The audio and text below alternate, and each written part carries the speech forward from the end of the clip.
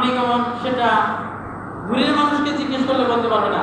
দূরে আমাদের অনেকেরই ব্যবহার ভালো আছে, দূরে যায় মানুষকে সালাম দেয়, চা খাওয়ায়, মানুষ বলে না লোকটা খুব ভালো।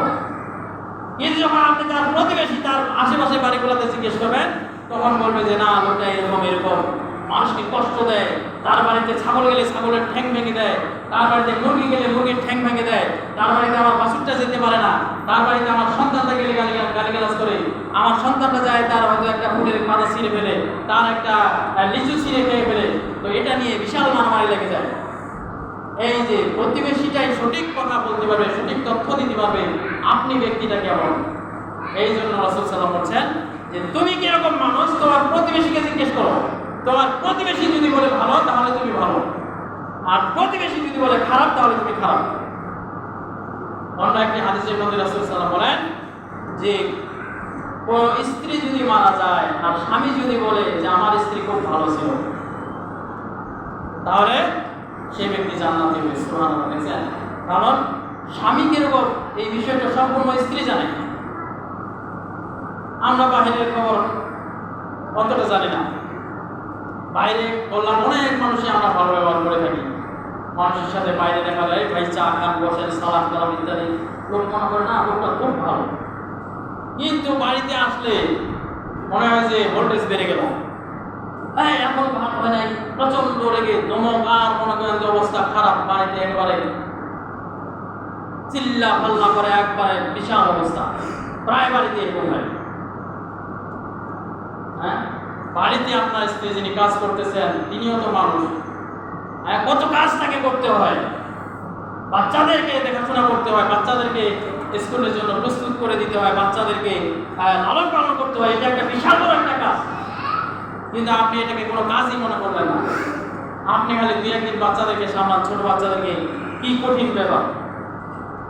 সম্মানিত উপস্থিতি, অনেক মানুষ আছে সকল মানুষের সাথে সারা দুনিয়াতে ভালো, ঘরের মধ্যে আসলে বাপরে বাপ আগুন বরাবর।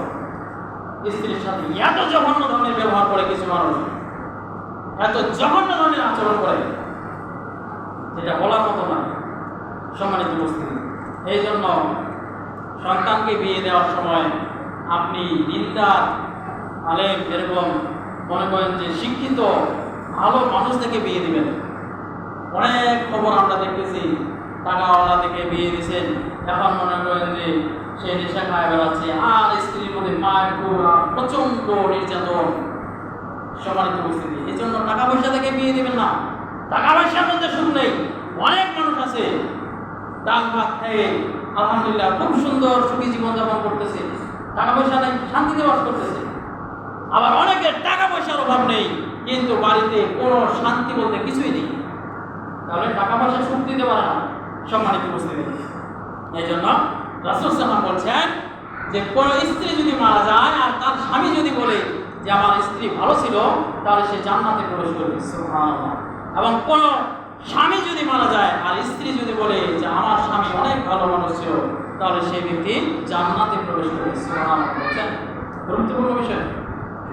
সম্মানিত উপস্থিতি, এই জন্য পরিবারের মধ্যে স্বামী স্ত্রীর সাথে ভালো ব্যবহার করা এবং প্রতিবেশীদের সাথে আমাদেরকে সদাচরণ করতে হবে, প্রতিবেশীদের সাথে আমাদেরকে ভালো ব্যবহার করতে হবে। রাসূল সাল্লাল্লাহু আলাইহি ওয়াসাল্লাম বলেন যে সেই ব্যক্তি হচ্ছে সুখী মানুষ, যার তিনটি জিনিস আছে, সে হচ্ছে সুখী মানুষ। তিনটি জিনিস থাকলে, একটি হচ্ছে ভালো প্রতিবেশী, ভালো একজন আপনার সদাচরণ, একজন সৎ প্রতিবেশী আছে। একজন সৎ প্রতিবেশী, একজন সৎ লোক যদি আপনার পাশে থাকে, আপনার জন্য বিশাল একটা সাপোর্ট, বিশাল ব্যাপার। সে কখনোই কামনা করবে না যে আপনার কোনো ক্ষতি হোক, সবসময় চিন্তা করবে যে তার জন্য কোনো ক্ষতি না হয়। সম্মানিত উপস্থিতি, সবসময় সে চেষ্টা করবে যে আমার দ্বারা যেন তার কোনো উপকার হয়। গুরুত্বপূর্ণ একটা বিষয়, আমরা অনেক মানুষ মনে করি যে আমি 5 ওয়াক্ত নামাজ পড়ি, রমজান মাসে রোজা করি, দান সদকা করি ইত্যাদি অনেক আমল করি, আমি জান্নাতে চলে গেছি। এত সোজা নয়। রাসূল সাল্লাল্লাহু আলাইহি ওয়াসাল্লাম বলছেন যে সেই ব্যক্তি মুমিনই নয়, জান্নাতে যাওয়া তো সেই ব্যক্তি মুমিনই নয়। লা ইউমিন লা ইউমিন লা ইউমিন, সেই ব্যক্তি মুমিন নয়। যে তার প্রতিবেশী যার কাছে নিরাপদ নয়, সেই ব্যক্তি মুমিনই নয়। তাহলে গুরুত্বপূর্ণ বিষয়, আপনি নামাজ পড়ে কি করবেন? আপনি তো মুমিনই নয়, আপনি মুসলিমই নয়। সম্মানিত উপস্থিতি, তাহলে আপনাকে প্রথমে আপনার আচরণ সুন্দর করতে হবে। আমরা খালি মনে করি আমি নামাজ পড়ি, রোজা রাখি, আর মনে করি দান সদকা করি, আরো জাকাত দেই, ইত্যাদি ইত্যাদি, অনেক ভালো কাজ করি, আমি জান্নাতে চলে গেছি। এত সোজা? আমাদেরকে প্রতিবেশীদের সাথে সদাচরণ করতে হবে, আমাদের পিতামাতার সাথে সদাচরণ করতে হবে। আল্লাহ সুবহানাহু ওয়া তাআলা সূরা নিসা 36 নম্বর আয়াত আমি তেলাওয়াত করেছি। এখানে আল্লাহ সুবহানাহু ওয়া তাআলা বলেন, তোমরা তোমাদের পিতামাতার সাথে সদাচরণ করো। ওয়া আবুদুল্লাহ ওয়া লা তুশরিকু বিহি শাইয়্যা, তোমরা এক নম্বরে তোমরা আল্লাহর সাথে কাউকে শরীক করবে না। আল্লাহর ইবাদত করো, আল্লাহর সাথে কাউকে শরীক করবে না।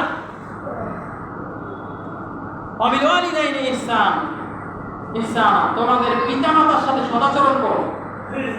ওয়া বিযিল কুরবা ওয়াল ইয়াতামা ওয়াল মাসাকিন, আর তোমরা আত্মীয় স্বজনের সাথে সদাচরণ করো। ওয়াল ইয়াতামা ওয়াল মাসাকিন, ইয়তীম মিসকিনদের সাথে তোমরা সদাচরণ করো। সম্মানিত উপস্থিতি, এবং তোমাদের কাছের প্রতিবেশী, দূরের প্রতিবেশী, সকলের সাথে তোমরা সুন্দর আচরণ করো। যারা অভাবগ্রস্ত, এতিম, তোমার সাথী, পথিক, তাদের সাথেও সদাচরণ করো। সাথী একসাথে মনে করেন যে কাজ করেন, একসাথে দোকান করেন, বা একসাথে নিয়মিত কোথাও যাতায়াত করতেছেন, আপনার সাথী, তার সাথে সদাচরণ করুন। পথিকের সাথে সদাচরণ করেন, একই সাথে পথ চলতেছেন, তাদের সাথে সদাচরণ করতে হবে। সম্মানিত উপস্থিতি, আল্লাহ সুবহানাহু ওয়া তাআলা এই আদেশ দিয়েছেন সূরা নিসা 36 নম্বর আয়াতের মধ্যে। বলতেছিলাম যে তিনটি জিনিস যার আছে সে হচ্ছে সৌভাগ্যবান। যার তিনটি জিনিস আছে সেই ব্যক্তি হচ্ছে ভাগ্যবান।